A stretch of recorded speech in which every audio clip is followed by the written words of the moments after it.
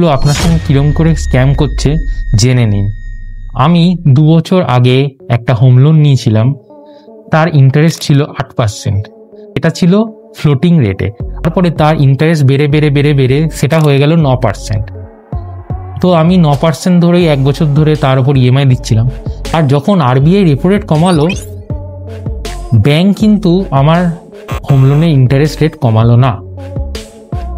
RBI এর interest rate এখন 5% হয়ে গেছে, তাও হোম লোনের ইন্টারেস্ট সেই সেমই থেকে গেছে 9%।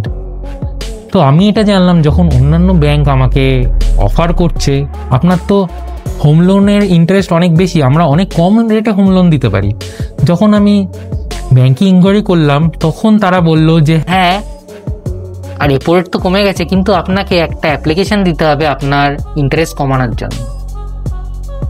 তো এটাই হলো সবচেয়ে বড় স্ক্যাম। তো আপনি চেক করুন আজই, যদি আপনার কাছে কোনো হোম লোন কার লোন চলে, যে আপনার ইন্টারেস্ট রেট এখন কত।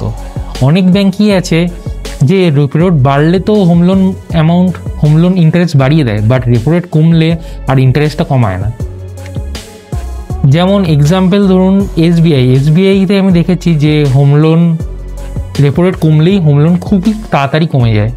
বাট আবার অন্যান্য কয়েকটা প্রাইভেট ব্যাংকে দেখেছি যে রেপো রেট কমলেও হোম লোনের অ্যামাউন্ট কমে না। তো আজই যান, চেক করুন আর আপনার ইন্টারেস্ট রেট কমান।